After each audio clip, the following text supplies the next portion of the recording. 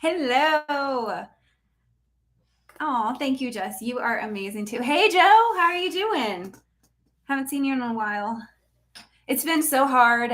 So Joe was commonly on Savvy's morning channel, and it's been sometimes hard for me to be fully present there because it got moved an hour earlier. But I love the new time because it helps me to get out of bed a little bit earlier. Hey, Kira. Yay. Okay, I'm really excited to have some people here. So there wasn't any kind of, I guess, like thing that we need to hit on or like rubric, that's not the right word, to follow.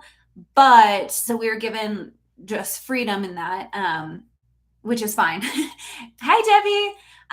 And so I just kind of had an idea of things to chat about, but I wanted to be sure to hit on what I think the most important thing is this weekend is the deceptive or unfair earnings claims comments that we can make. Oh, Joe, work has been nuts. Yeah. So it's interesting because on Savvy's morning show, I feel like with the earlier time, there's a little bit different of a group going on. It's really cool to just see like more people show up. And yeah, I know it was with the time change, it was harder, made it harder on some people, but I love it. Okay, so I'm really excited that I have 5 people on here. I have never done a YouTube live before. So there's a first time for everything. I really want to see if I can share the screen here. I Googled it and it said that I would be able to share the screen, but I'm not seeing anything. Thank you. Nope, that's just to share it. Oh, well, that's fine. Hey, Liv, thank you so much. I got it done a couple weeks ago, and the stylist, she did an amazing job of like styling it, curling it. I tried to do it one time since, and it just came out frizzy. So if anybody has any suggestions on how to, just you know, I should ask you, but how to curl your hair without it becoming frizzy, I would appreciate that because I can only straighten it and style it in that way generally. Okay, so if you have not been jumping around, this Comment Palooza has been going on for a couple hours already. There have been people talking about this. We have 1 hour to chat about what the FTC rule is, kind of what the kind of claims or what the kind of comments that they want is. So not sure how many of y'all have been able to watch the other ones or look into the FTC rule and what they say, but this is one of the reasons why I really wanted to make sure that I could share the screen, but I cannot. So I'm sorry, you're just gonna have to look at me. Mombi has an amazing, let me put this in the chat. So she has this blog post, and in there she kind of breaks down what the FTC is actually talking about. There have been a lot of talks about making comments, but some of the translation, I think, has led some people to think that it was mostly like anecdotal information or like their experience in the MLM, which you can definitely lean on and use, but they really want more, like less anecdotes. They want different kind of information. So I really wish that I could share the screen here. Yeah, it is a great article, right? Hello. I'm glad you could make it here. All right, so I'm going to read a little bit from the blog post, not verbatim, just so it doesn't become boring or anything like that. Not that this blog post is boring, but you don't want to see me just read this off. Okay, so they are considering making a new rule to combat deceptive marketing and earnings claims. Now, this is followed by 2 major developments in regards to the FTC's ability to hold companies accountable for deceptive marketing and earnings claims. So it started off in April of 2021. The Supreme Court issued a ruling that severely restricted the FTC's ability to seek compensation for victims. So they can still, like, it's still wrong to make those claims, those deceptive claims, but the compensation is the issue that we're thinking about with this. So to work around the Supreme Court's ruling, the FTC in October of 2021, so not that long ago, they resurrected its penalty offense authority. And the commission is resurrecting the penalty offense authority found in Section 5 of the FTC Act to ensure that bad actors pay a price when they break the law. Hey, morning. Glad you could make it. So the penalty offense does allow the FTC to issue fines for deceptive marketing, which is great. We want that to continue. It does not allow them to seek reparations for victims. So now moving into, I think it was March when they gave this information, but now moving into mid-May, they are looking for creating a new rule that would allow them to better protect consumers and to compensate victims. So protecting consumers and compensating victims, not just going after the companies themselves. So this is important because they include multi-level marketing in the proposed rule.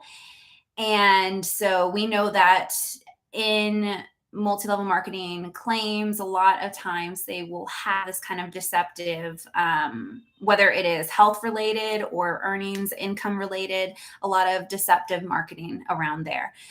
And so that's where we come in as anti-MLM activists. So the FTC is considering proposing a rule to address deceptive or unfair marketing earning claims. The commission is soliciting written comment, data, and arguments concerning the need for such rulemaking. And the commission requests input on whether and how it can most effectively use its authority under Section 18 of the FTC Act to address certain deceptive or unfair acts or practices involving the use of false, unsubstantiated, or otherwise misleading earnings claims. So specifically talking about the earnings claims right there. So that's a lot of words. To simplify it, Kira did a great job. So 3 points. Explain the reasons the rule is needed. They want to show evidence depicting deceptive marketing and data showing consumer harm. And 3, to give solutions on how they can regulate companies participating in deceptive marketing with this new rule. So not so much just kind of anecdotal accounts, experiences, but if your story is relevant to your comment and gives background to the evidence and data that you're presenting, then by all means include it. But yeah, if we can really give, I guess, less of the anecdote, right? So some examples that they could be looking for that can help with what they're asking for is that MLMs disclose their income disclosure statements, or they what is the word? What is the word that I'm looking for? They publish. Sorry, guys. That they publish their income disclosure statements, and because it's not something that they have to do. A lot of MLM companies will publish an income disclosure statement, but it's not something that is required. And in the income disclosure statement, there's a lot of issues. There's a lot of like places where they can make it more transparent. So another example that I will be writing in my comment is to make that breakdown of who are the actual consumers and who are the people who are those consumers or customers, but are also wanting to build a team, right? Because a lot of times, let me move this over a little bit. A lot of times you will have the argument of pro MLMers say that while a majority of people did not make money or maybe even lost money, most of those people were just in it for the discount, which it's hard, and that's not true, but it's hard to say that without the background evidence. And the evidence, an example how we could get that would be for them to legally be required to publish those disclosure statements, and to make that difference of if somebody is just a customer of the product or program, or if they are a distributor. So, and even you could put in another category in there of if they just are joining for the discount. And so if they are just joining for the discount, then they, in order to get the numbers, they would not be able to build a team, for example. So like making that a requirement for companies to put people in either of those, and for the disclosure statements to adequately distinguish between those groups of people. Let's see. And then also record keeping of gross income and expenses, and all of the trainings that are recommended, and what the average end result is if people end up in the red, or in the green, how much they have to sell. The people who have the income, even breaking it down into, are those people just selling the products? How much of the income that they are receiving, how much of the product that they are selling is coming from their team versus them as an individual. So that's another thing that you can hit on in your comment. Has anybody made a comment yet? Yeah, it's not legally required in the US. So making income disclosure statements legal, that would be a great step. But having those additional recommendations to the income disclosure statement, since current income disclosure statements a lot of times aren't as, I guess, transparent as we would want them to be. So has anybody made a comment? Hey, Kitty! I haven't seen you in a while. I have not made a comment yet. I tend to, like, in my calendar, I have a list of to-do things and I will wait until it's closer to the time. Like, end dates, to me, that's how I usually do things. And so it's like when it gets closer to the time, my brain is able to work on that, focus on that a little bit easier. So that is what I'll be doing tomorrow. I have it on my calendar. So the last day to send in a comment is on the 10th. Okay, so GDGM sent several comments so far. I know some other people who have published or put in several comments as well. So yeah. What has been one of the reasons why you have several comments? Is there a limit to how much you can put, or did you like find more information and want to send more? Or I'm curious if that is like something that they want, or what. Okay.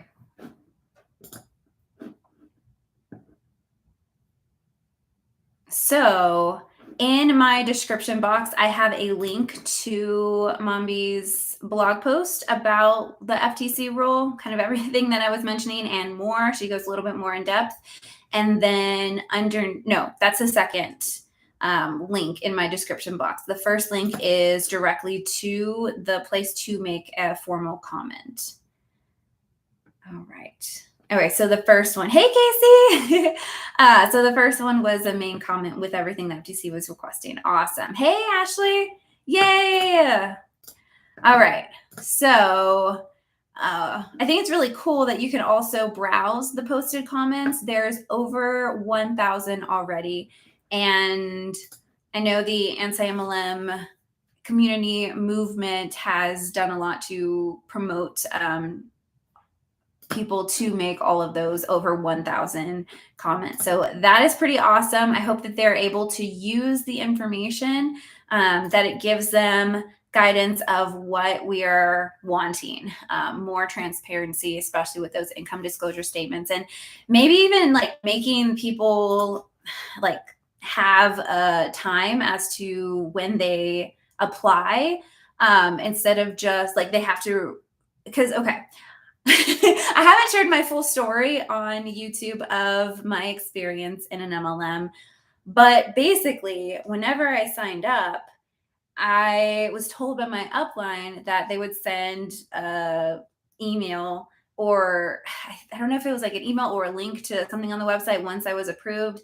And it was basically saying that I wouldn't make illegal health claims, and that like I can't say that the product is like mine, like I didn't create it, or something like that, and to just like sign it pretty much. And so I did. And I think that that's completely on me. Like that was not a very intelligent thing for me to do.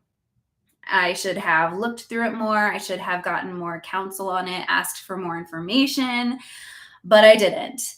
And I just kind of signed off on that. And then afterwards, I read it more in its entirety. And you could argue that that is just a kind of a common sense thing that somebody should do. But I had a lot of just, not peer pressure, but kind of, it was kind of peer pressure to just go ahead and sign it and jump on board. I should just tell more about my story. So, I actually was invited. So there was a woman. She was a PhD level registered dietitian. I have since found out that the PhD is not from an accredited university, which is really sketchy in my opinion. But I was reached out to on LinkedIn, and I still have the email saved, but she found me on LinkedIn, sent me an email inviting me to learn more about this amazing opportunity that she was able to be a part of for the last several years, over 10 years at that point. And that it was helping her to really implement all of the things that we want to do as dietitians, right? So helping people to feel better, helping people to get more energy, helping people to have a better relationship with food, all that stuff. Encouraging intake of, right, Kitty, how do you get a fake PhD? Apparently there's PhD mills. I didn't even know that that was a thing. So the fact that she also said like helping people to get more nutrient dense foods in their intake. So like fruits and vegetables, right? Like that is something that we want to encourage. So I got on and at the same time, one of my former classmates who was a registered dietitian, we were studying in all the same classes and everything. She had also reached out to me and invited me to learn more about this opportunity that she was recently getting started in. And as it turns out, that PhD upline was actually her upline, and they didn't know that they were both reaching out to me. But the PhD upline, she had saw that we were mutual friends. And so with her new teammate, her downline, and so she had encouraged her to reach out to me instead, and for me to be on her team versus me being on the upline, the top upline's team. So I did a couple of phone calls with her. Everything was great. I was invited to get more information, and there were so many health professionals on the overall team. So like other registered dietitians, medical doctors, even in the company at the top, there are pharmacists. There are lots of dietitians at the top too. Nurses, even mental health professionals. There was a mental health professional who even had some clients who were on her team, which at the time, like I didn't know what MLM was. And I had this is where I really had to learn how to trust my instincts more. There were some red flags that came around or that popped up here and there, but every time that I would reach out to my upline or sidelines and I would have like a concern, they would be ready with an answer. And I'm not a person who likes conflict. Now I'm okay with conflict. I am okay, like talking to someone, or if I have to call them out or something like that, I have grown in that way and grown how to stand up for myself and talk about things that I believe are right. But back then, I was still very much in that people pleasing kind of mindset. And so I just kind of went along with what they were saying. And at the time, because there were so many health professionals on the team, I forgot to mention that so I became an RD in August of 2015. I believe, yeah, it was 2015. And she had reached out to me around that time, and I didn't join until like November or December. So a couple months later. So I was a brand new dietitian, right? Baby dietitian. And I mean, that doesn't excuse it. I should have known better, but that's where I was at. And seeing all of the health professionals on that team, I felt like, who am I to question what they are saying, right? So I felt like if I were to say no, that I would be kind of rude in a way, which is not the case. But yeah, that kind of people pleasing part of me just kind of went along with it. And at that same time, also, I was brand new to the military lifestyle. So we had moved to Kansas at Fort Riley. And I didn't really know a lot of people at that time. Had like just started to meet people in the area. And so the idea that I could join a group of people who were like-minded, who wanted to help people get more nutrient dense intake, get healthier, that was something that really was, I guess, that's what attracted me. So I did that. I went to several conferences. I kind of wish I would have saved some of the programs. I wish I would have saved the little like name tags with the stickers on the bottom that had what level that you were, or that I was. And I was able to, so I joined in like November, December, and the first 30 days I hit the first like level. And then the next month I hit the second level, because they broke it down into like the first 30 days. And then if you hit that, you get a bonus. And then if you hit the next one in the overall 60 days, you get another bonus. And then if you hit the next one in 6 months, then you get another bonus.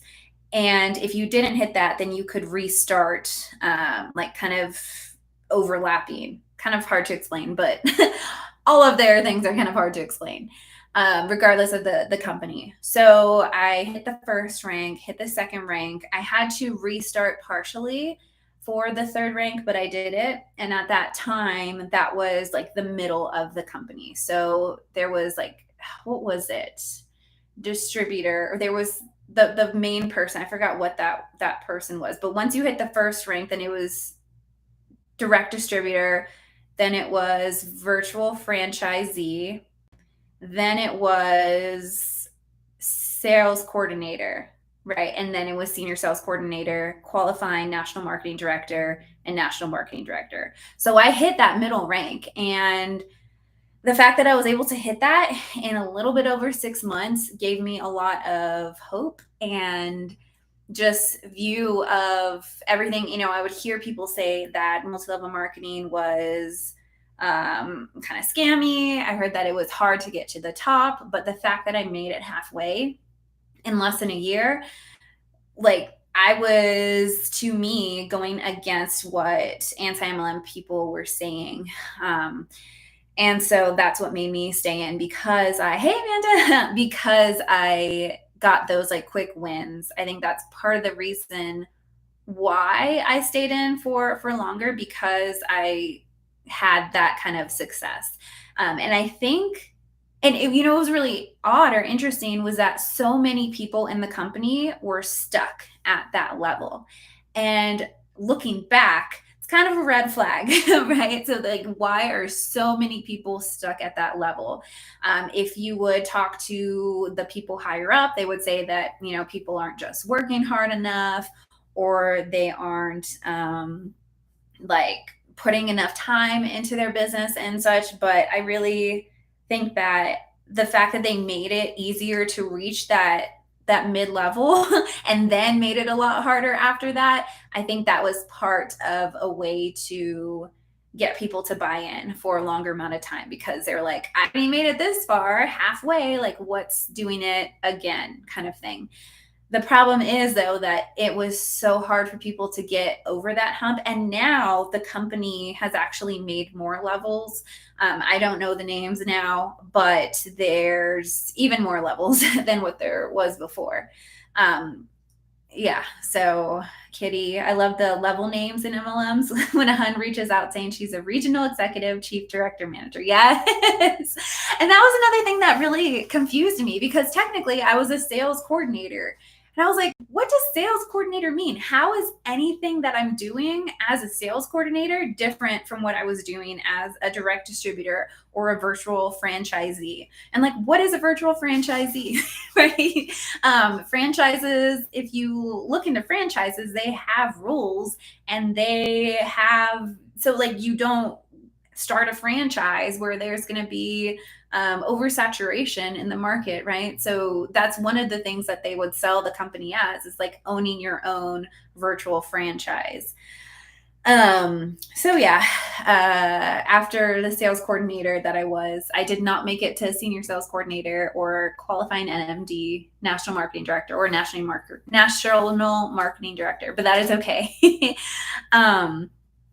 I was so part of being around all the other more educated people who've been practicing longer, health professionals. That was one of the reasons I joined. And then also, they had this kind of growing food thing. And so I was like, what's wrong with growing food? But there's so many other, I guess, dupes or ways that you can do that outside of MLM that I think are, if somebody was interested, there are non-MLM kind of ways of growing your own vegetables, of course, right? Trying to think of anything else, any stories that really pop out. I did have a small team. After learning more about MLM, I had a lot of shame and guilt. That's another thing I can talk about. So now it's been several years. I've mostly gotten over this, and part of the way that I've gotten over this has been through creating anti-MLM content. But there was just a lot of shame and guilt for promoting something in an MLM kind of structure that, as a health professional, like, I really just felt guilty and shame that I had to work through whenever I would post something, or whenever, even when I was practicing, meeting with people. Like, I always had that in the back of my head, that this was something that you fell into, and that's not really cool. So struggling with that has been one of the reasons why I think I haven't created as much content as I would want to. Amanda, the guilt and shame is real. And that is one reason why it is so important, in my opinion, to not shame distributors and to not shame the people who are involved in MLM. And we can't like shame people into health. That's something that we talk about a lot in the health field. We can't shame people to get out of MLM either. It might work for like one person or something, or a couple of people, but it's not going to work with the majority of people. And so I had all of these red flags pop up here and there, and I was subscribed to Kiki Chanel at the time. Yeah, like, it was going to negatively affect your reputation. Absolutely. And because I wanted to do so much of like nutrition coaching and help people with their relationship with food and just feel better, like, the guilt and shame was holding me back in what I really wanted to do. And yeah, Melissa, oh, I'm sorry that you can relate so much. But yeah, guilt and shame is real. And yeah, that shame pushes them back further into the cult. So I was subscribed to Kiki Chanel at that time for a couple of years, and she had posted or released her first anti-MLM video. And I remember seeing that pop up and clicking it because I was watching all of her videos at the time, and I was immediately like put off. I was upset. I unsubscribed to her. I watched the video, but I unsubscribed to her, and I just kind of left it at that. And first, I don't know what happened, but I started seeing more. I don't know if I searched out more information on MLM at that time, or she like continued to make more videos, but then I rewatched the video. I remember doing that and being like, she has some points there. Still wasn't subscribed again. And then Monica came up. So now Monica Hayworth. And I loved how she was talking about her experience with Beachbody. I was not in Beachbody, but what she was saying resonated with me. And so I started watching her videos, and then not too much longer, Savannah Marie popped up as well. And I started watching her videos, and Kiki Chanel started making more videos.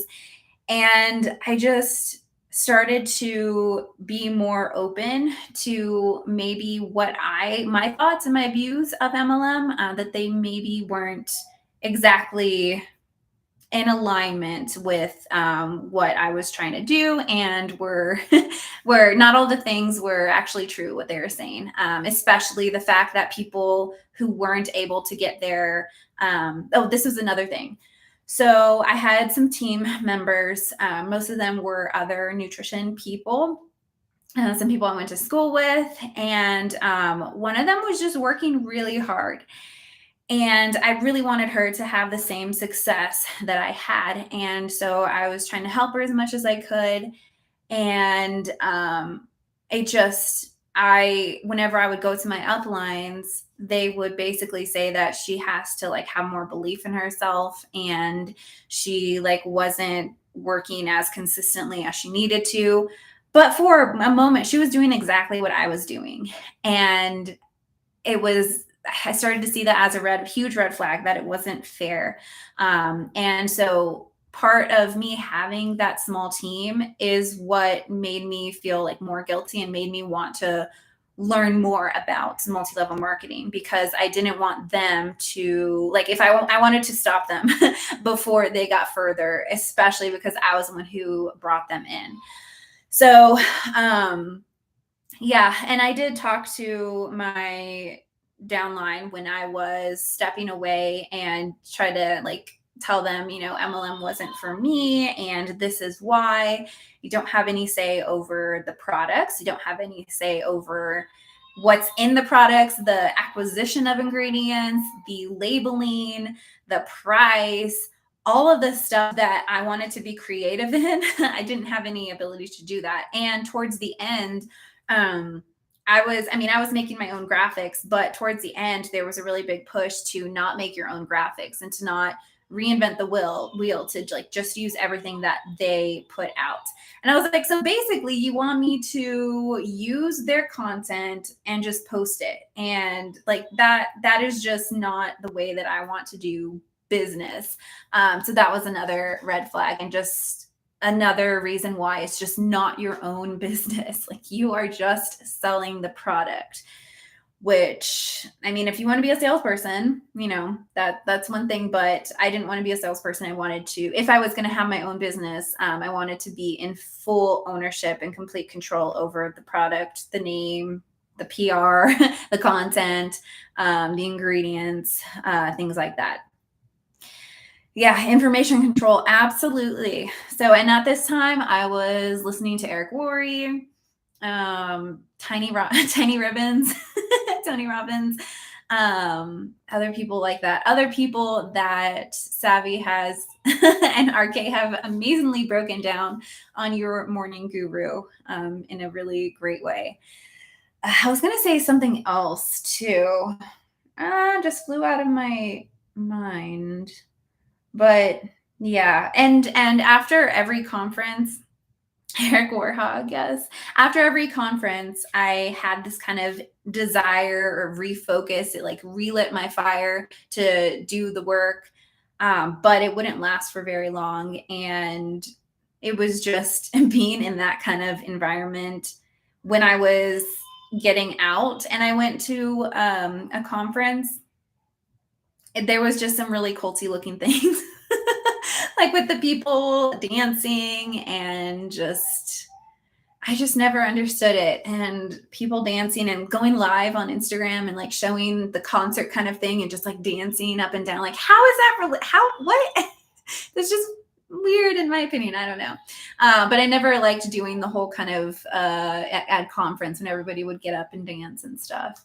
Yeah, it just seemed very culty. Especially when they would make you like chant things. I don't like chanting things in groups of people. None of that.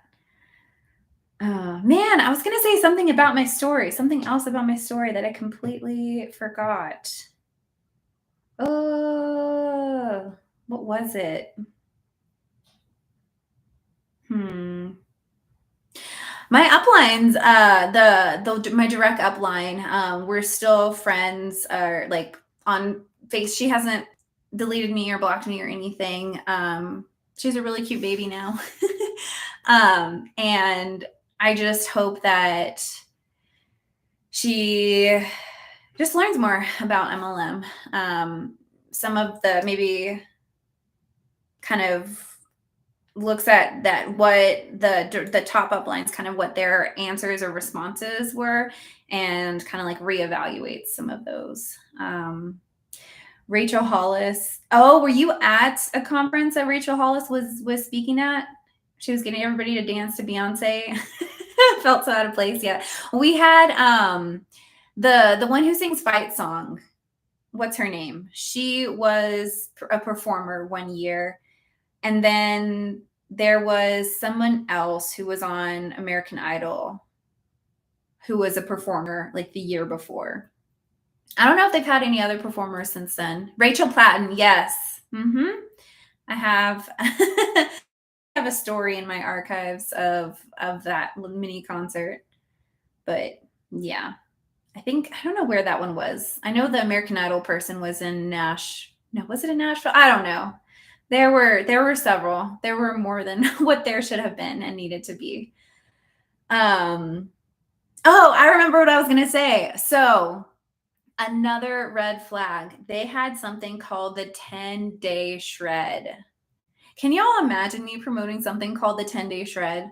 Like, I realize some of the people watching might not watch my other content, but I am very against these kind of 10-day shred, 21-day fix, 30-day this, blah, blah, blah, that. Like, none of that stays. Sustainability is the shredding, right? If it's 10-day shreds, every day we're going to talk about a different kind of shredded cheese. Oh, maybe I should do that. Every day we're going to talk about a new type of shredded cheese and we're going to have a recipe that we can go along with it. Great idea. Right. So I'm focused more so on the definition of health, which the World Health Organization describes as physical, mental, social, and emotional well-being. Or they don't have the emotional, I add that to it. But something like the 10-day shred was completely going against my foundation as a nutrition practitioner. The 10-day shred, and I brought this up to my uplines, and their response was that it's not that you're taking away these things, you are like adding things instead. And I understand that whole idea of instead of focusing on what you're taking away, you're going to focus on what you add, right? So an example might be if somebody wants to get more nutrient dense intake, they might add a vegetable at their lunch or something, right? Like, cool. Or add some more water. But that wasn't the case with that. They were trying to twist it into that. But you were still taking out a whole bunch of things. You were taking out gluten, dairy, coffee, I think, anything that was like, I want to say like processed foods, which where's the line for that? Because even spinach is a processed food. It is picked and rinsed and put in a bag. That is processing. I know that's not what they meant, but there were still a lot of like rules that you had to do. And you would do these rules for 10 days. And in those 10 days, you would follow, they had like a recipe book where they had like different ideas of how to incorporate the shakes and the bars and the like gummies as well. And then people would end it and be like, oh, I feel so much better, blah, blah, blah. I guess I'm sensitive to gluten or I can't have dairy. So it just, I saw the outcome of the 10-day shred lead to a lot of people thinking that they needed to stay away from things like gluten and dairy and coffee. I know that was one of them. It was definitely a secret kind of diet culture. It was wellness culture with a sheet over it, kind of like Scooby-Doo. Like you pull it up and wellness culture underneath it, it was diet culture, right? And so I didn't like promoting that.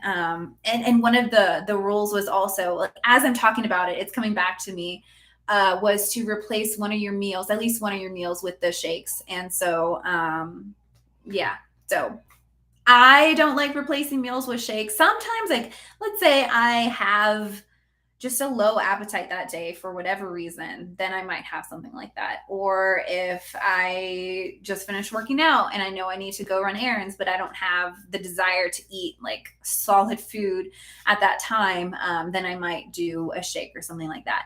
But I am not going to just do that on its own as a meal replacement, because most of the time it's, if you're just doing that with the shake that they recommend and like a almond milk or water or whatever, it's going to be very low energy density, right? So not a lot of calories, not going to give your body that nourishment and the appropriate amount of calories, right? It's going to be lower, which that the reason why they were doing that was because they wanted to see people lose weight.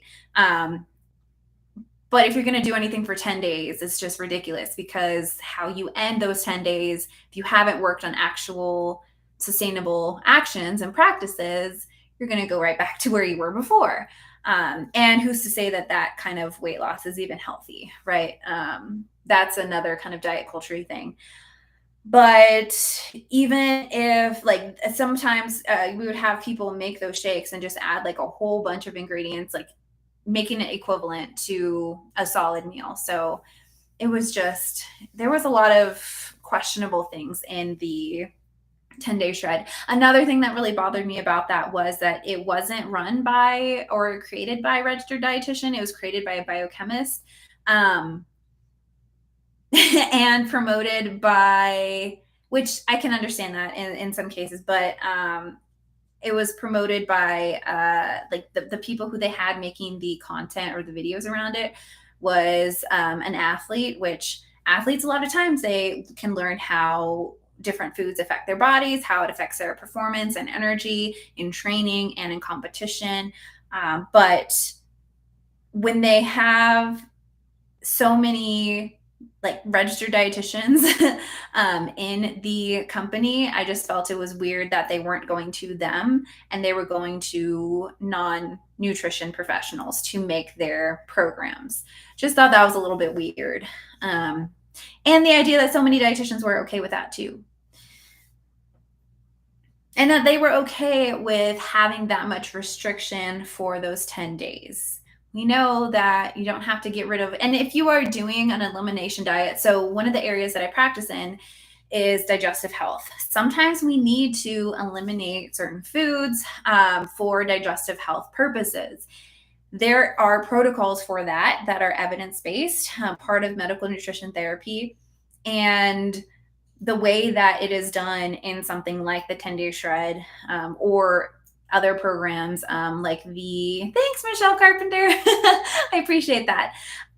Or like other programs, like even the Beachbody gut health one, that is not the same protocol that we use in something like medical nutrition therapy.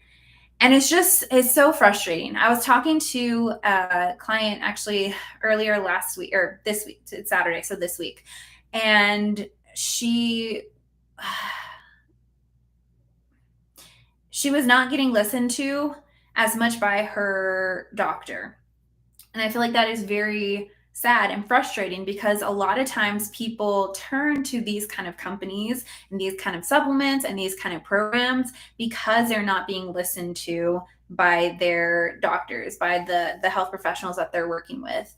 And so it's just it's really frustrating that as I mean, I'm always in my videos encouraging people to talk to their doctors and to visit with their doctors whenever they have any health related concerns, or meet with a dietitian for several different types of insurance. I used to work in a actual like brick and mortar private practice in San Antonio, and they took so many different types of insurances, and knowing how to code them and how to make them be covered, right? So encouraging people to use sources like that, because I do not take insurance. I want to one day, but because we move around so much, I feel like I would miss something and accidentally create or commit insurance fraud or something, which I do not want to do accidentally or on purpose. But where was I going with this? Oh, yeah. So I want people to work with and to qualified health professionals if they have any health concerns.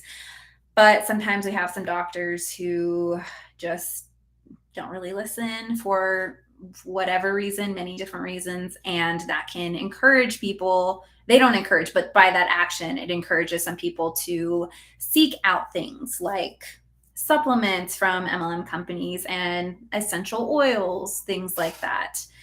Yeah, out of desperation. There's an issue that the medical field needs to work on, but MLMs prey specifically on those people. Yeah, absolutely. And when I was in an MLM, the recommendation was to find people where you were at. And so it's kind of this cycle, because you have people dealing with these kind of health conditions, and they're going to, be reached out by somebody who was maybe in a similar kind of state or similar kind of experience. And then once they join, they're going to be told to reach out to those kind of people. So reaching out to people who, kind of like we were told to reach out to people who you were when you found this opportunity, essentially, which is one of the reasons why I was reaching out to my other nutrition friends, and finding people who, and I feel so bad for this because most of my friends at that time, we were just getting into the field, right? I did recruit one of my preceptors, which I feel really bad about, but yeah, that's so cringe. I was finding people where I was whenever I found the opportunity or when I was reached out to. So yeah, very, very sketchy. And I think, I know I'm not a health professional or mental health professional or anything about helping people to deprogram and get out of MLM, but for what worked for me was listening to anti-MLM related content, knowing that maybe they're not getting everything right, but I could listen to them and see how it challenges how I'm thinking about my pro MLM stance at that time, and just slowly listening to more diverse opinions on the matter, versus just going to the people who I was helping with income. A lot of MLM distributors like to say that, they don't want to pay the CEOs and the big companies and things like that. Like, they want to keep it small business, but that money trickles up. The people at the top, they have a lot of money, and they got that lot of money from everybody talking about the product and selling the product. And I just didn't want to be, I didn't, I didn't want to help line the pockets of people who were not doing the same work. Cause that's another thing that I want to talk about. The stuff that we were doing and like reaching out to people all the time. Oh my gosh. Okay. So I keep thinking of different things. I need to have like a notepad or something so I can remember things. But The PhD upline that I was talking about with the PhD from the unaccredited university, I had told her that I really wanted to have my own private practice and that I really wanted to like help people in that way, have my own kind of company. I have two LLCs now. They're both nutrition related. One's more sports nutrition, and the other one is more of what I do on this channel, more like digestive health. She actually recommended that I work on my MLM business so that I would have the money and that time down the line once I built that team to focus on my own LLC, my own company. And this is actually something that I see in a lot of different MLMs, and I've even seen it from that upline who has kind of done that as well. She has her own company that she incorporates the supplements in, but she really started creating that company and pushing it like after I stopped being active. But there's other people on her team who are now kind of doing their own things, whether it's like writing books or their own kind of business. But after they have built that team that keeps them kind of floating, that keeps them with that income. And I listened for, that's why I decided to join, right? So I was Bailey, I was in Juice Plus. Yeah, I don't think I've mentioned the name of it. I put so much time and effort into building that team instead of my business. And so by the time that I realized what MLM was, I had not put as much time and effort that I should have or that I had wanted to put in my own business. And I was also dealing with that guilt and shame of doing MLM. So I feel like it put me behind. And so I'm like constantly trying to feel like I'm catching up, and I wonder where I would be if I didn't do that. But at the same time, it's part of my story. And if I can help people to either not join MLM or to get out, then it's worth it for sure. Makes the story a little bit more interesting. Yeah, so it's been around actually for, I think since like 1992 or something. It's been around for quite a while. I think it flies under the radar for a lot of people because they're pretty good at educating people of not making like public health claims. Another concern was that we had this Voxer group, and if there was a distributor who had a customer who was dealing with a specific kind of health concern, they would message the Voxer chat and be like, does anybody have the same issue, or does anybody have a story about this? And we have this like giant list. I wish I had access to that list, but because the health claims in there, man. And it was like listed out like diabetes, high blood pressure, high cholesterol, like all of these different things, and then links to different people's stories, either like written out in PDF or a short video or short like audio recording that we could just go to and send that clip to the potential customer. I didn't like doing that. That was something that a lot of the team members were doing that I always felt really like bad about and cringy about. Man, a lot of this stuff I kind of not suppressed, but I just hadn't thought about it for so long, and talking about it on here has helped me to remember that. Yeah, that's where you're at right now. You spent the last year and half deprogramming and really want to work on developing a private practice, but the guilt for the years of promoting Beachbody holds you back. Virtual hugs, Melissa, because it is, yeah. I can only say what has helped me, but I think even I've thought about, even especially like when I was first trying to get out, like talking with a therapist. I think that would be really helpful for me. That probably would have saved me some months.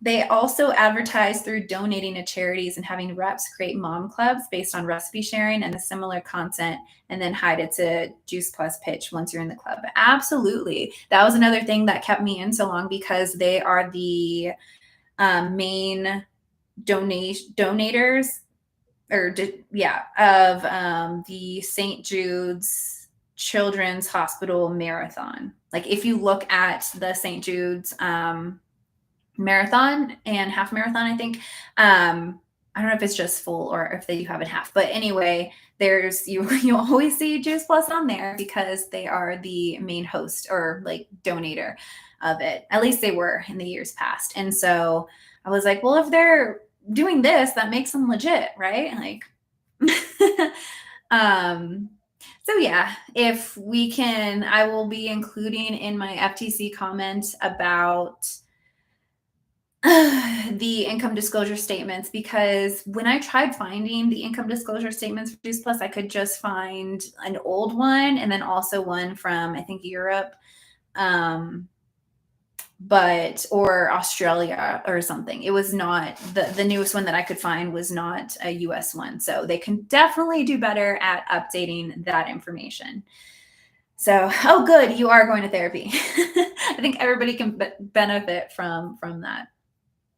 And now that I am a mom to a baby, a human baby, not, I used to always call myself a cat mom and dog mom, which I still am, but wanting to connect with people who have similar aged babies, like, I am already thinking like MLM is probably going to come up, especially being in a town that has so many military people. So, yeah, kind of wrapping up on time. I did not go over the other stuff that I had planned to talk about, but that is okay because I had never shared my MLM story on here, and I probably missed so many different, I know that I missed little things here and there, but I just know that the community aspect was one of the reasons why I was active for so long. And yeah, I just didn't want to upset people when I was leaving because of that kind of people pleasing personality background. Okay, Danielle, and thank you so much, Debbie. That that it was great. I have, let me pull it up actually. I know I won't be able to share, but I have the picture that tells me who's next. So, oh, actually it's Alonda. So Alonda was also one of the creators who really helped me to kind of deprogram. I would watch her videos when I was like on the way home, when I was driving, not watching, but I would have the audio going on because she was a while back, she was putting out like a lot of content back to back to back. And so anytime one would pop up, I would listen to it. So Alonda has been part of the anti-MLM activism community on YouTube for a long time. And her content really, really helps me as well. So many just people who approached anti-MLM in a very compassionate way and didn't make me feel like the guilt and shame was coming from myself. It wasn't coming from those creators like Alonda and Monica and Amanda and Jess and just so many people. Yeah, so Alonda is the recovering humbot, and she is up next. We have a little bit less than a minute, so I'm going to go ahead and stop this recording or this live. Thank you so much for coming on and spending this time with me. I really appreciate it, and this was kind of fun. Maybe I might do lives more often. All right, so go watch Alonda. I'll see y'all later. Bye. Oh, and I have a video that my next video is going to be on essential oils, on Young Living. In particular. Thank you for hitting like. I'll see y'all later. Bye.